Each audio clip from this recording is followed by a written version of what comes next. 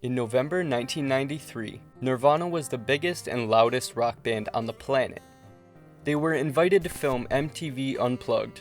The performance they gave would be released as an album, win a Grammy, and be hailed as one of the most iconic live recordings in history. But there was a problem. The producers at MTV were in a state of pure panic. The rehearsals were a train wreck, the band was defiant, the set list had almost no hits, and Kurt Cobain was designing a set that looked, by his own admission, exactly like a funeral. What was supposed to be a safe commercial victory lap was turning into a dark, tense, and uncomfortable artistic statement that threatened to destroy the entire Unplugged franchise. The story starts a few years earlier, in 1989. MTV launched Unplugged as a way to showcase artists in a different light, but by 1992, it had become a commercial juggernaut. It was the safe place for rock stars. Paul McCartney did it, Rod Stewart did it, Eric Clapton did it, and his Unplugged albums sold 26 million copies. It was a machine for printing money. The formula was simple. You play your biggest hits, do a cover, and smile for the cameras. Fast forward now to the fall of 1993. Nirvana is on a grueling tour for their abrasive new album, In Utero. Kurt Cobain is exhausted, struggling with addiction and deeply ambivalent about his own fame. He hated the Unplugged formula. He thought Eric Clapton's show was boring. He finally agreed to do the show, but on one condition. He was going to do it his way. When the MTV producers, led by Alex Coletti, showed up for rehearsals, the warning signs were immediate. The first thing they asked was, "Where is Smells Like Teen Spirit?" The band refused. "In Bloom?" No. "Lithium?" No. Instead, Kurt handed them a set list of deep cuts, like About a Girl, a song from their debut album that most of their new fans had never even heard. And worse, covers. Lots of covers. Obscure, depressing songs by artists the MTV audience had no idea about. He wanted to cover the Vaselines. He wanted to cover his hero, Leadbelly. And strangest of all, he insisted on bringing two guest musicians from a relatively unknown band called the Meat Puppets. But as the rehearsals were exploding, the tensions of this new direction were growing. This wasn't the Unplugged formula. This wasn't the hits. This was dark, slow, and depressing. I've heard a couple of different stories about what actually happened next. According to Alex Coletti, he was begging the band for just one hit. "You could do Come As You Are," he pled. The band did agree to that one, but Kurt was unenthusiastic. Then came the set design. He told the producers, "I want it to look like a funeral." He asked for black candles and specifically stargazer lilies, which are classic funeral flowers. Dave Grohl, one of the most powerful drummers in rock, was told to play quieter. He bought a set of wire brushes and sizzle sticks for the first time, and was still told he was too loud.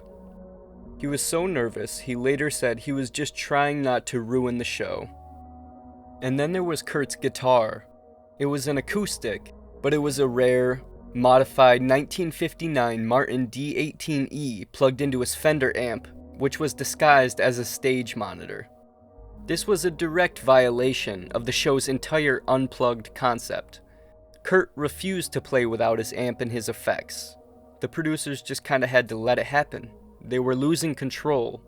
Finally, the day of taping arrived, November 18th, 1993. Kurt was sick, withdrawing, and so nervous he could barely speak to the crowd. Here's a clip of the show's opening to give you some context.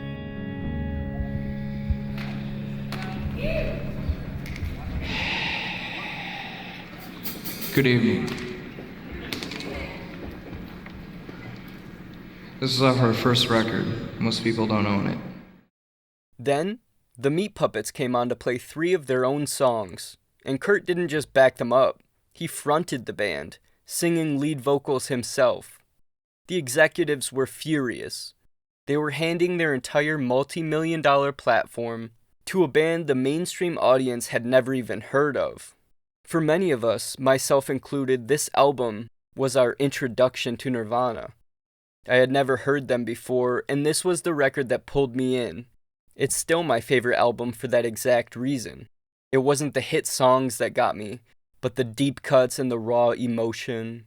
How I discovered songs like On a Plane and their covers of Plateau, Lake of Fire, and Oh Me. That was the genius of Kurt's setlist. He was forcing the world to listen to music he loved. But the most haunting moment was yet to come. For the final song, Kurt chose an old folk blues standard, Where Did You Sleep Last Night?, made famous by Lead Belly. The band plays through it, and as they get to the final verse, the music swells. Kurt takes a deep breath, his chilling eyes wide open, and he screams the final line.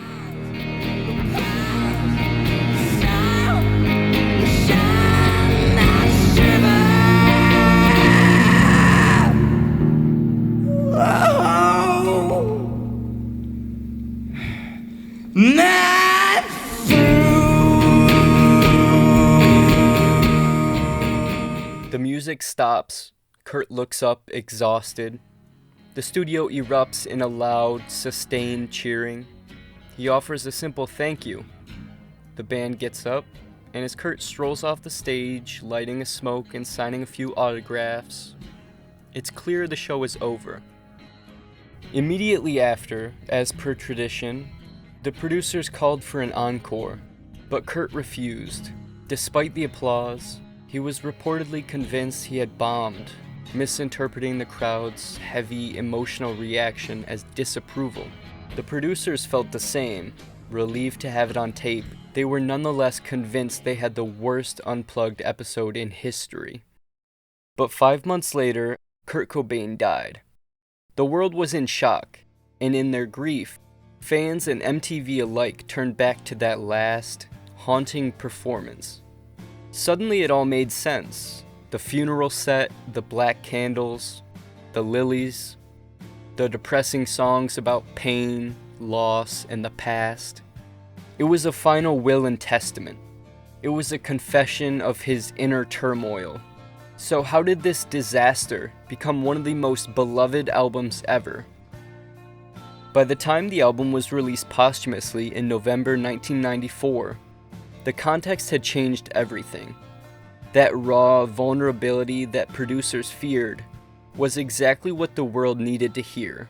Nirvana's Unplugged was an act of artistic defiance, a timeless snapshot of an artist's final, beautiful, and tragic goodbye. So that concludes today's video, guys. Thank you for watching again.